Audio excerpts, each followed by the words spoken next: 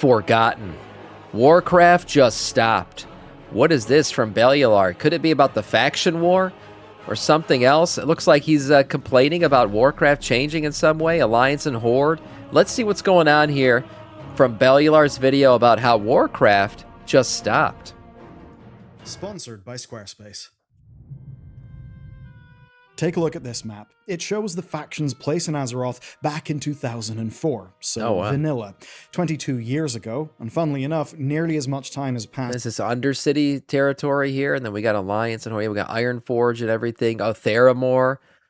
Okay, yeah, you got all the Night Elf territories, obviously the Orcs and Duratan.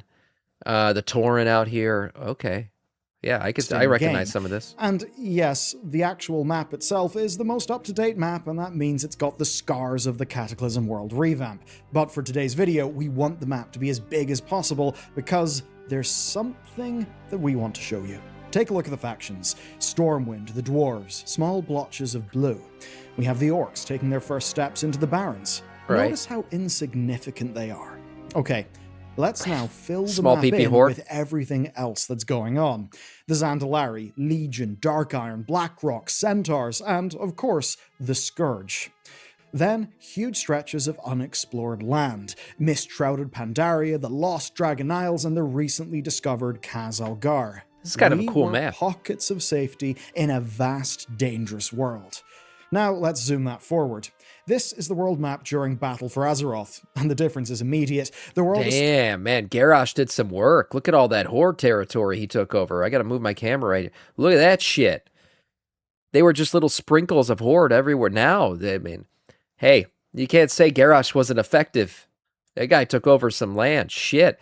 They took over so many spots. Even the top of the Eastern Kingdoms right here with all the Blood Elf and shit. Yeah, they took over a ton of space.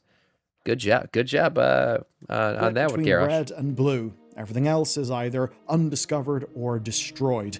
It's a world dominated by the Alliance and Horde, two of the greatest storytelling forces in the setting. And since then, well, nothing. Worse than nothing. Total stagnation. Stormwind's king walked away from his throne. The Undercity is destroyed. A Horde council has lost itself to committee politics. And the Night Elves, exhausted by constantly sacrificing themselves in the name of the Alliance, are now forging their own destiny. Bloods and Crips, yeah. J-Mal in chat says, you want a faction war, you can go play Classic. We got a different war to fight now. Yeah, I understand it. Do I miss faction war shit? I mean, I played plenty of it. I played on PvP servers back when that was the thing. And I only played on PvP servers. Shattered Hand, shout out. I enjoyed that stuff a lot. I enjoyed PvPing with factions. The one thing I will say is, okay, we've kind of lost the faction war. That's fine. The story's gone in a more galactic direction with big threats that we got to fight against. Okay. But in that happening, I hope we get more shit like we've gotten recently. We're like, okay, let's remake Silvermoon. That was a Horde-only city. Maybe we can create some pockets where the Alliance are allowed and High Elves are allowed and the storyline advances there. Cool. All right, then we got a brand new Silvermoon out of this. I hope they continue to do that, stuff like that. Like, I want to see, he just mentioned Undercity, Lordaeron rebuilt. Why can't we have that? If we're kind of blurring the lines between factions now, give me a rebuilt Lordaeron, top to bottom, and then make the upper half, everything above ground can be, you know, faction neutral. A lot of the Lordaeronian humans can return to the kingdom and everything like that. And then below ground, you can keep it Horde only. Who the fuck wants to go to Undercity anyways? A freaking, like, it's a druggy zone. So you could have that happening. So like I'm saying, if I lost something, fine. I'm going to lose my faction war. I'm not going to get to kill the Horde anymore as often as I like to. That's fine. But give me other things in its place. Give me really cool cities that blur the lines of factionness because, hey, there was no other way to really return to Lordaeron with the Horde and Alliance battle going on. But now that it's over, maybe we can. Just like we did with Silvermoon. It's been 8 years since this map was relevant to Azeroth's future. Make Orgrimmar neutral? I don't know about that. There's some untouched. I think Orgrimmar and Stormwind should kind of remain untouched, if I'm being honest. Just leave those as factions, capitals. Those kind of make, even Ironforge. I don't think you should cross-faction Ironforge. 8 years of drip-fed factional lore, small stories, and minor inclusions that give us a sense that the Alliance and Horde are barely clinging to relevance. After 8 years, it's easy to conclude Blizzard have forgotten the factions, or don't think of them as an important way to tell stories in the modern setting. So, we thought we'd remind them. Let's go on a journey together. from the factions living on the edge of a dangerous world to a world of politics now living at the edge of Warcraft's lore. Here's the thing I've noticed. A lot of people who need a website don't have one, or they have one that doesn't look great. And it's often not because people can't afford it. It's because they just get overwhelmed. Tell us about Squarespace, Bellular. Well, today's sponsor, Squarespace, fixes the problem entirely. Their new blueprint system walks you through building your own template. It asks you what pages you need, suggests fonts that actually work together, and it gives you matching color palettes that fit your aesthetic. So you're not just starting from a blank canvas hoping for the best. You're guided by 20 years of design experience. You think of all Night Elf, you think of all Alliance factions, Night Elves currently have the most territory? Maybe, but like half of it's charred, isn't it? I mean, you got Darnassus that got burned to the ground. The rest of it was torn up by the war. Now they're all hiding in a Mirdrasil. I don't like what they did with the Night Elves. I'll be honest. I think they need to go back to their lands on the top of Kalimdor. The Mirdrasil shit, I don't like it. It's not that great. Definitely doesn't hold a candle to Darnassus. Use code Bellular Gaming and that'll get you 10% off your first purchase of a site or domain. Pockets of calm in a dangerous It's 2004, world. The year of Half-Life 2, GTA San Andreas, Halo 2, and so many others, including... Damn, what a fucking great year 2004 was. Oh my god. San Andreas came out, Halo 2, holy crap. There were no misses in 2004, and World of Warcraft, obviously. Wow, was that the golden year of games? What the heck? What great titles. Halo 2 and so many others, including World of Warcraft. We're logging in for the first time, and we're welcomed to Azeroth. We're introduced to the races, 4 for each faction. But no matter what we pick, we find our race can't claim its own borders. Scarlet's assault Tirisfal, Quillbore and Kultiran's march across Durotar, Stormwind is in full-blown revolution, and for some reason, Teldrassil's forests just got very dangerous. We secure the home front, but venturing out, it gets worse. Westfall is in freefall. Werewolves dominate Silverpine, the Barrens are primed for a Centaur invasion. It is a dangerous world. Don't forget the Gnolls fighting against the humans and the Quillbore against the Tauren. There's some crazy shit going on back then, man. Those were the threats that I talk about sometimes when I say, like, maybe WoW needs, like, a 2.0 reset. You know, where you go back to kind of the local threats and dealing with that stuff. I don't know how you bring down the power level of everybody, because what do you do after you fight Titans? I mean, you go back to fighting Quillbore, it doesn't make sense. But I would just love to go back to more of the localized threats, you know, the smaller things, being the local hero, stuff like that. I kind of miss those things. And I guess I can go play Classic. People, hey, they go play Classic, Sam. Well, yeah, but, you know, it would be kind of nice if we had all the modern shit that exists in the game, but kind of the older style of stories. But these are only the first obstacles we find. We come to our faction's borders at level 20, these zones that are essentially the edge of the pocket of safety that we've carved out with our own hands. Outside that, we find a world often totally destroyed. Of course, many of us had spent endless hours destroying it in the previous 3 RTS titles. Lordaeron was engulfed in a zombie apocalypse, and from the Dark Irons to the Grim Totems, traitors were popping up left and right. The still-fresh Legion invasion left pockets of demons pretty much everywhere, and above it all, elemental lords, black dragons, and old gods were staking their claim to our chaotic world. Right. But our efforts paid. Even crazier, I mean, what about when you used to make like a gnome? Right, or one of those, there was like gnomes and there was trolls basically that didn't really have their own starting zone, and then you hear the stories about how your starting zone that should have existed has already been destroyed. Like the gnomes had Mechagon, and you learn about, oh my god, we have a leper gnome problem. And all, it's not just that, oh, we start where the dwarves start. There's a reason for that. Finding out those kind of stories were pretty cool, actually. Off. The wilds of Kalimdor and the wastelands of the Eastern Kingdoms were cut back. Breathing space, at last. But then came the next 2 threats, Illidan and Arthas. They were far away in Outland and Northrend, and once they were dealt with, it was back to our home territories, and it was time to expand the borders. Much of the Cataclysm story revolves around the legacy of 2 characters.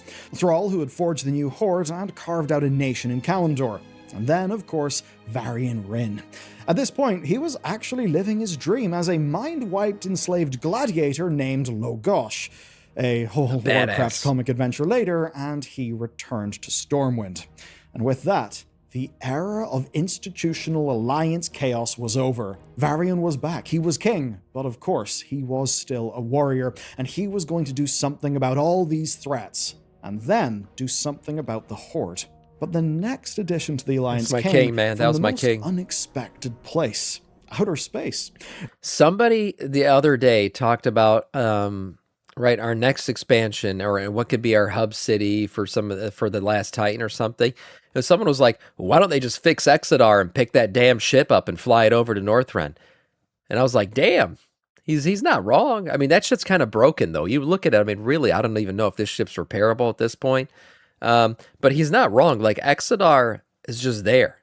Hasn't been used in forever.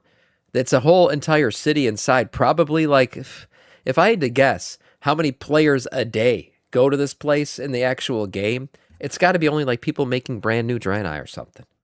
Maybe probably like in the below 100. It's got to be below 100 in the live game right now that actually go to this place in any given day. So it's a whole city. They could pick it. It's technically a spaceship. They could repair it and fly it off. I don't know.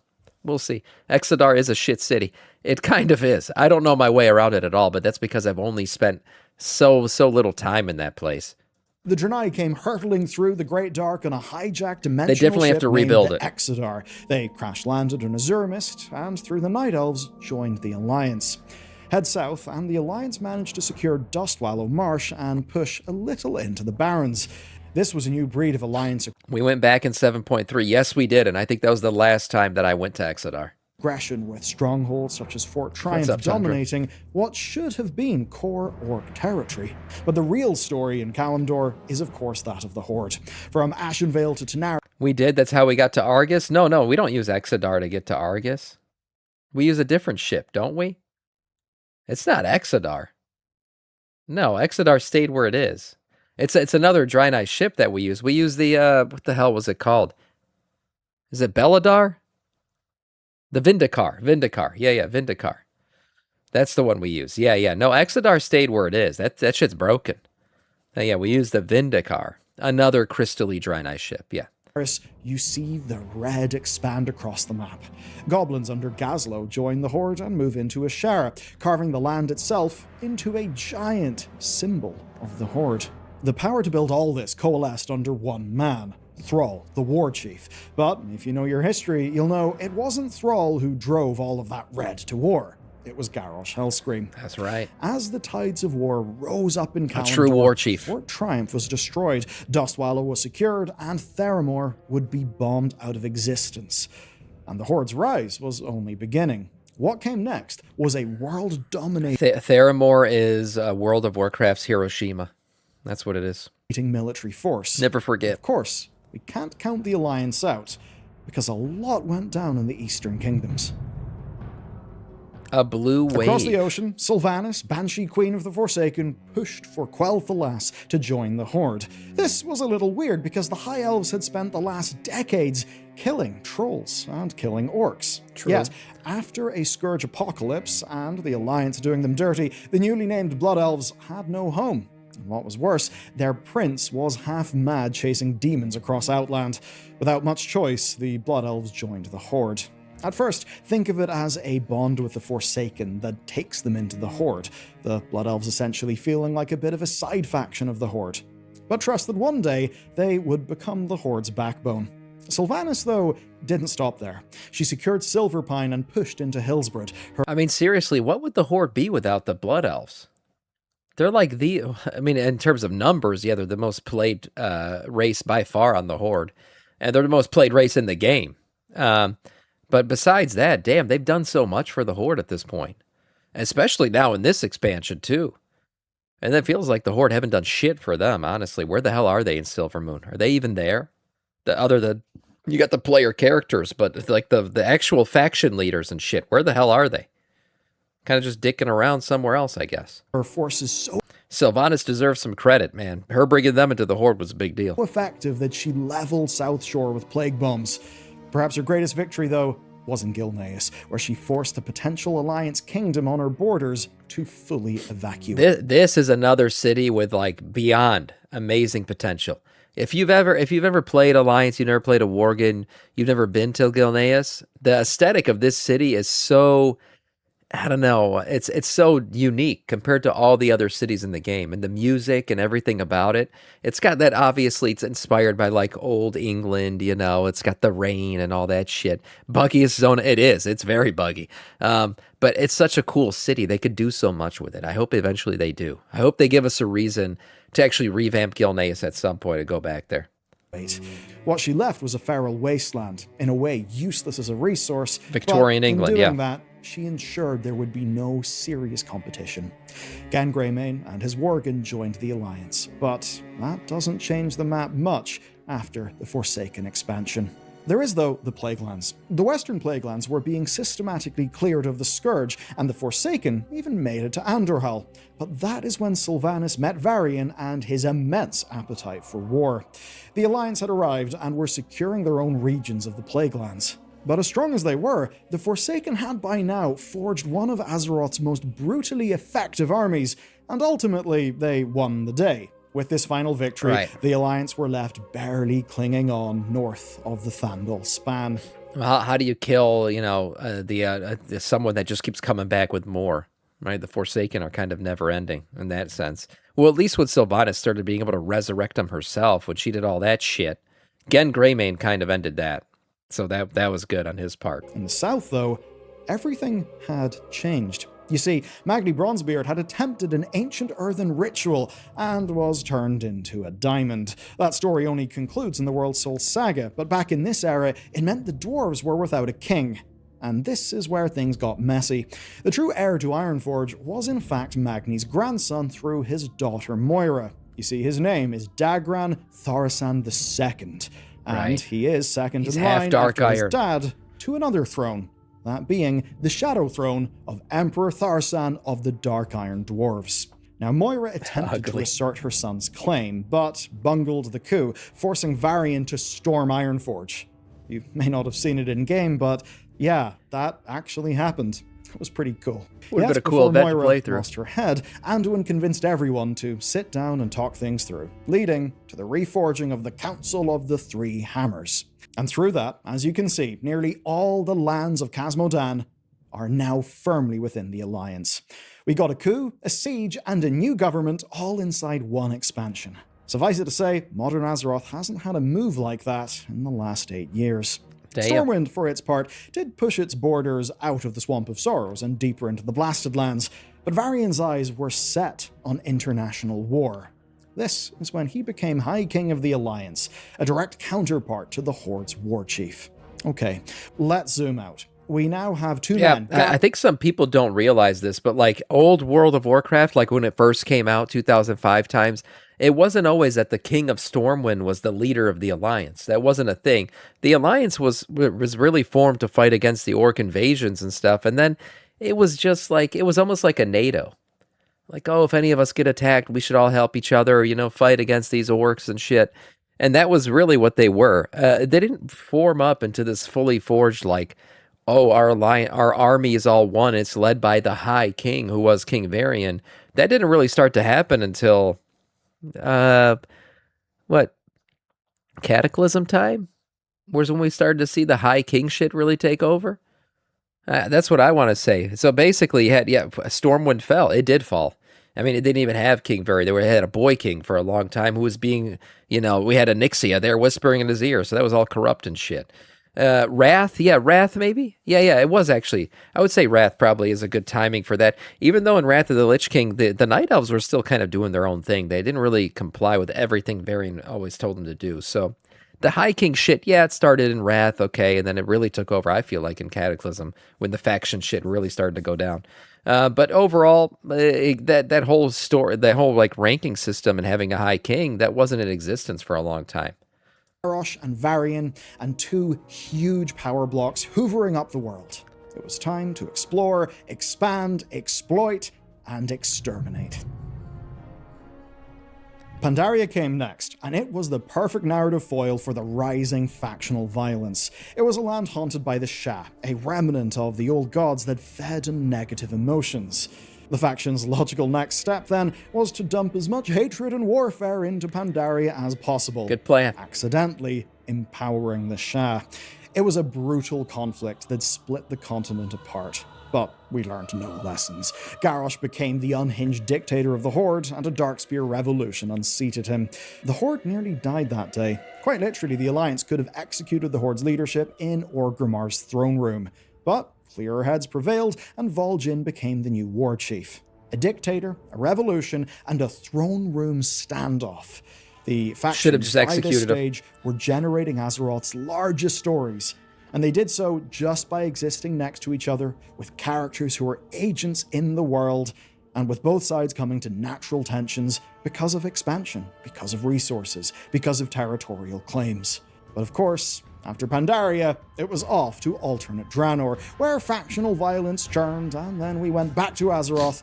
Man, this was a great start. I mean, WoD had, was kind of shit at the end. Not kind of, it was. For an entire year, we didn't get shit out of that expansion. But that start, when we're going into the portal together, man, this was cool. Even the cinematics, everything about it. I remember hype. I remember a lot of hype. If you guys remember, they were reporting on player numbers back then. WoD's hype train was on, man, it was flying.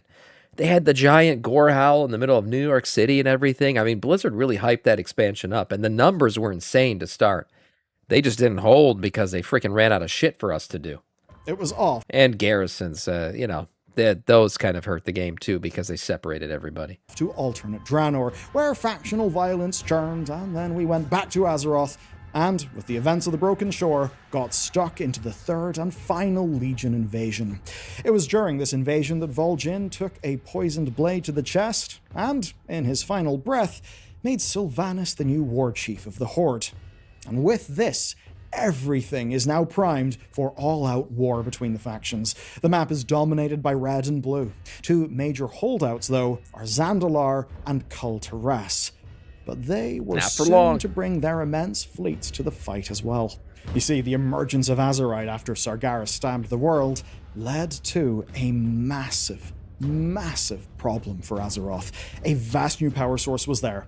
It could absolutely be weaponized, and for those who weaponized it early, the Horde, the ultimate risk was finding themselves in a use-it-or-lose-it situation. This led to much politicking. In the background, allied races from across the... Gallywix, that piece of shit. By the way, we killed him. Don't forget, he made a deal with the brokers and stuff back in Shadowlands, so this guy might be just dicking around in the Shadowlands somewhere right now. Remember, he was like wheeling and dealing the entire time we were there. We're out like running Torghast and doing all this shit, and the entire time Gallywix is sitting with the brokers and doing just like negotiating and doing all kinds of back dealing and shit. Nobody knew what he was doing. I still think there's a chance he's out there in Shadowlands just doing. He made a deal that when he dies, he gets a nice condo or something. I don't know.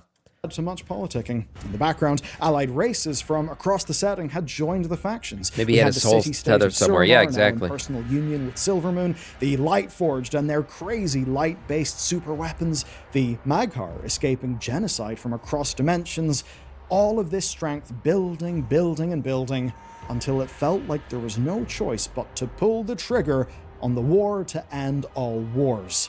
But here's the thing. Even back then, there wasn't a good reason for us to actually go to full-blown war, at least not an obvious one. Yes, there's the Azerite dimension, but I think we all know there is a jailer-shaped elephant in the room.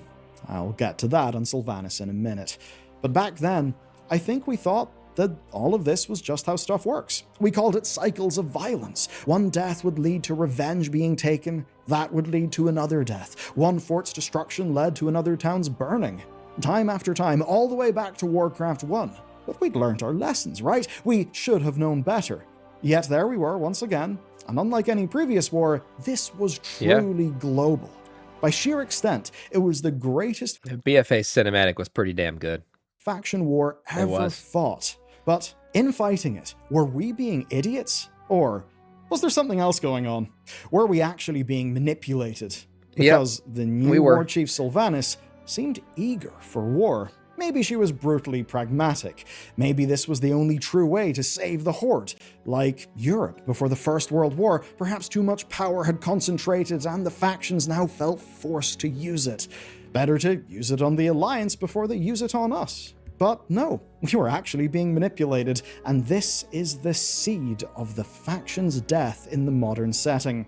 But simply, Sylvanas was about to pull off the mother of all gaslighting exercises and totally destroy any credibility the factions had left. Yeah, what's up, Monster? Yeah, the Sylvanas jailer plotline, it's just so shit. It made the entire faction war feel like, we all got duped. And then we went to the Shadowlands to find out why we got duped, and we never really found out because I don't even think Blizzard knew why. And then we just end up with the jailer on his knees saying, oh, we cannot stop what is to come. And okay. Thanks for teaching us nothing this entire expansion. And then everything we learned about the afterlife, now Sylvanas is telling us, well, that's all a lie too. That's all a lie too. The Titans actually fucked around with the afterlife, and that's not the real afterlife. Okay. So we got lied to, which led us to a land of lies, and now we found out all of it's a lie. Absolutely no factual shit came out of any of that. Just look at this map. These are the factions at the full extent of their power.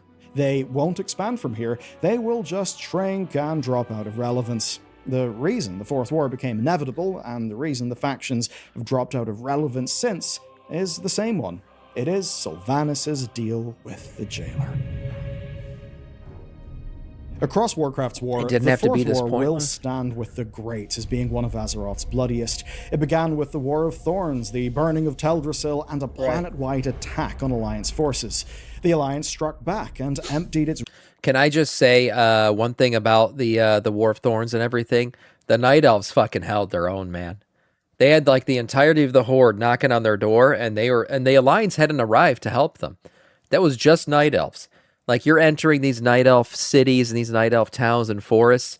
They were freaking holding their own against the Horde. The druids jumping down from the trees and the arrows flying and all that shit. I wish we would have seen more of it. There's a lot of storytelling outside of the game that happens with that war.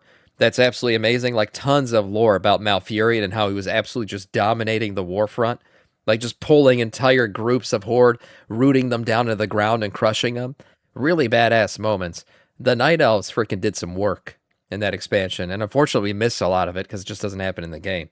But they were a race to be trifled with, for sure. Not to be trifled with. Attack on Alliance forces.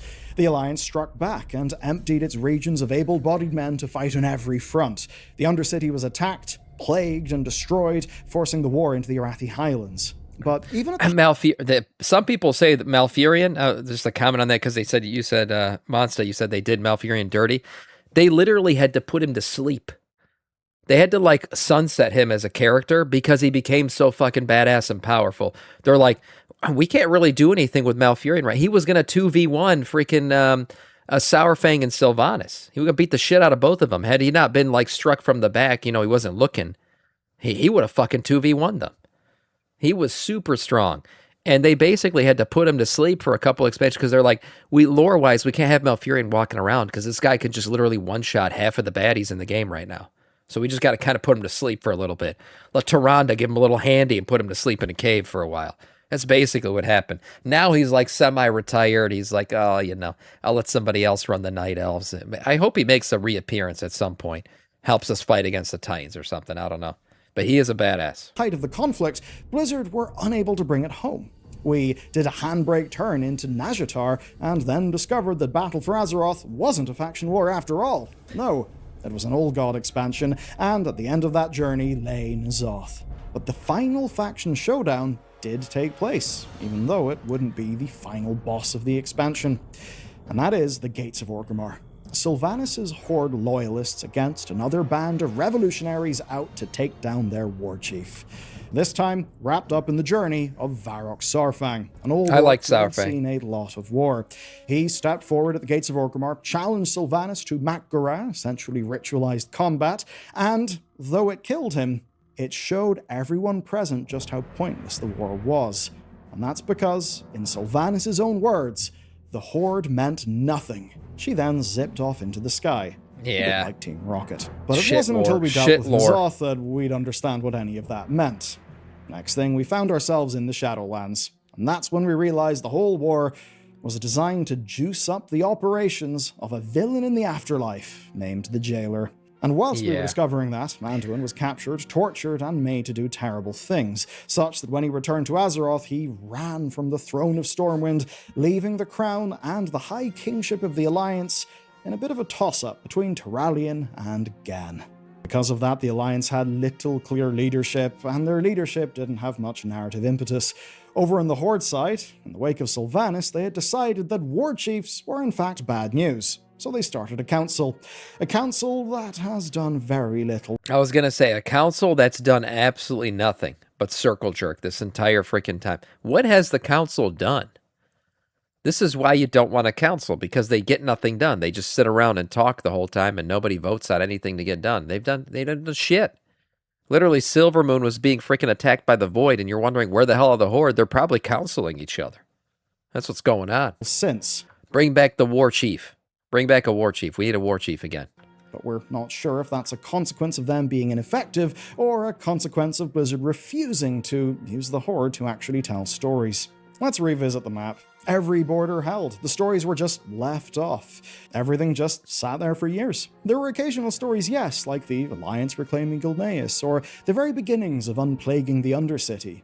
Most recently, there was some storytelling with the factions. Suramar and the Kaldori were shoehorned into their own sub-faction with the Blood Elves, leaving us to wonder where the hell the original factions of World of Warcraft are. And what's odd, what stands out, is Xal'atath's attack. With that, the threat she represented and still represents is existential in scale. Right. And she did succeed. She's likely in the world core, ready to do whatever's I mean, next. just look at this assembly of well, one of them's a player character. But look, you got night elves, you got void elves, you got a human, that's the player character, and then some blood elves. Where the hell are the Horde? If the player character is not there representing the Horde, there's like no Horde representation. Now, to be fair, the Nightborn are off to the side, you know, using their arcane cannons and shit. So there is some Horde representation there, but they're like the newest ones. And it's because Stelorcera and Lorthamar are finger popping each other all over Silvermoon. So that's why she's there. But where the hell's the rest of the Horde? I mean, they're just not there. It's kind of weird. Siege. She's likely in the world core, ready to do whatever's next in her plan. Yet, all this red and blue in the maps, all these years of built-up power and politics led to nothing. The factions did not respond. In fact, the factional... Lorthamar would be a perfect war. I've said that many times. I think Lorthamar shouldn't lead the Horde. I think he's the best Horde leader, and he should lead the Horde. Response was so silent, people wondered if they still existed. Ultimately, this is a map that we've made because we want to remind Blizzard in a clear way that can't be ignored that this is how Azeroth exists in our minds. I don't think it's how Azeroth exists in Blizzard's minds. And that's a problem. One day, they're going to need to deal with this. And that's what brings me to the end of our map exploration. If you want a deep dive on how Blizzard personally murdered the Horde out of the setting, which I think is appropriate after this video, well, I have good news. You can check out this video next. Nice. Yeah, nice video overall. This was a nice little like summary of all of the storylines we've kind of gone through, the Horde and Alliance, where they currently stand, going into the rest of Midnight and into the Last Titan and everything. Good trip down memory lane for sure. Do I like everything that's happened? No, but do I think we can benefit from it in some way, shape, or form by maybe getting like a cross-faction lord around other shit? Yeah, okay, I'll take that. If that's what we're going to get out of the faction lines being blurred, then I'll take it. Nice video overall from Valular.